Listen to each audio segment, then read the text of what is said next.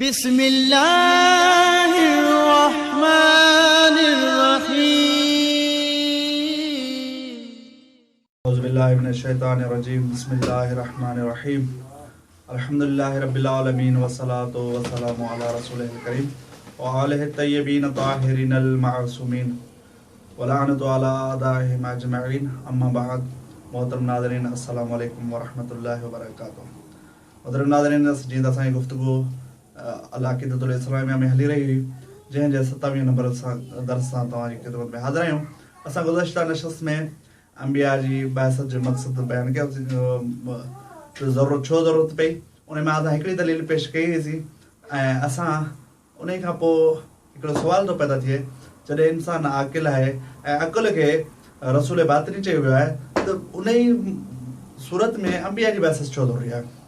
त इन जो जवाबु उलमा ॾिनो आहे त इन ॿिनि वजहनि जे करे। हिकिड़ी वजह त इंसान जो अक़ुल अगरि जे रसूल बातिनी आहे, मुहसनात ऐं बुराइयुनि खे दर्क करे थो, लेकिन उहो उनजो दर्क कामिल न आहे हूंदो।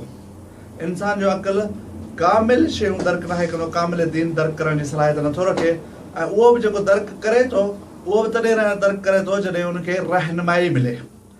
ॿियो इहो त इंसान जेको आहे फितरतन हू पंहिंजे पाण सां मोहबत करण वारो आहे।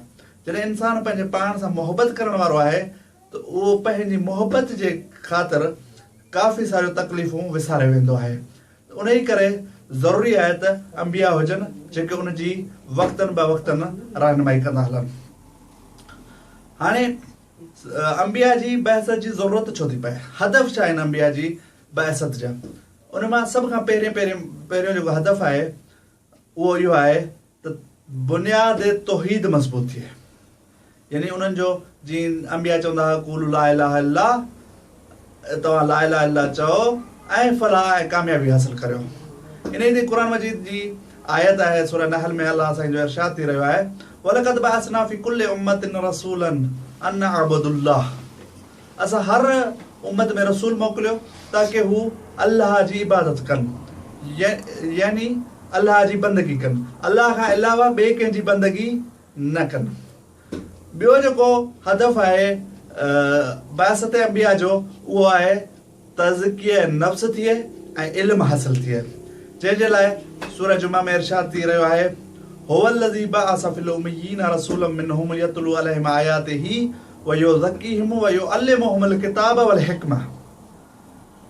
अल्लाह उहो आहे जंहिं उम्मियीन मंझि रसूल खे मोकिलियो ताकि रसूल मोकिलण जो मक़सदु छा हो? युअल्लिमुहुमुल किताब वल हिकमत, किताब ऐं हिकमत जी तालीम ॾे ऐं तज़किया नफ्स करे। इहो बहसत नबूअत जो मक़सदु आहे, तज़किया नफ्स ऐं इल्म।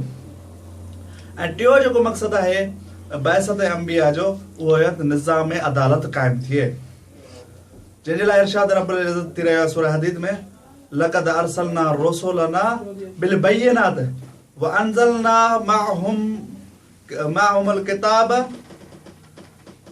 असां रसूलनि खे मोकिलियो बय्यिनात सां गॾु ऐं उन्हनि सां गॾु किताब खे नाज़िल कयोसीं, वल मीज़ान ऐं मीज़ान खे नाज़िल कयोसीं ले यक़ूमन नास बिल क़िस्त, ताकि हू माण्हुनि जे दरमियान फ़ैसिलो अदालत सां फ़ैसिलो कनि, अदालत सां क़याम कनि। ऐं चौथों जेको बहसत अंबिया जो मक़सदु इहो आहे त झेड़नि ऐं इख़्तिलाफ़ जी सूरत में हू फ़ैसिलो करे सघनि, जंहिंजे लाइ इरशाद थी रहियो आहे ले यहकुम बैन अन्नास फ़ीमा इख़्तलफ़ू फ़ीह। अंबिया खे बहसत करण जे मक़ासिद खे बयानु कयो, इन ई करे उन्हनि खे मबूस कयो वियो आहे ताकि माण्हुनि जे जेके इख़्तिलाफ़ वारियूं शयूं आहिनि उन्हनि में हू फ़ैसिलो करे सघनि। अगरि अंबिया मबूस न थींदा त हू फ़ैसिलो न करे सघंदा। ऐं पंजी ऐं आख़िरी जेको हदफ़ आहे अंबिया जी बहसत जो इत्माम हुज्जत थी वञे, ताकि माण्हुनि ते हुज्जत क़ाइमु थिए, ताकि माण्हू क़यामत जे ॾींहुं इहो न चवनि त असांखे केरु ॿुधाइण वारो न आहे, जंहिंजे लाइ इरशाद रब्बुल इज़्ज़त थी रहियो आहे ले अल्लाह यकून लिन्नास अलल्लाहि हुज्जतुन बअदर रुसुल, ताकि माण्हुनि जे लाइ इहो बहानो न ठहे, इहा हुज्जत न हुजे त असांखे केरु ॾिसण वारो न हो। इन ई करे अंबिया खे मबूस कयो वियो। इंशाअल्लाह बहसत नबूअत में असांजी गुफ़्तगू जारी रहंदी। वस्सलामु अलैकुम वरहमतुल्लाहि वबरकातुहू।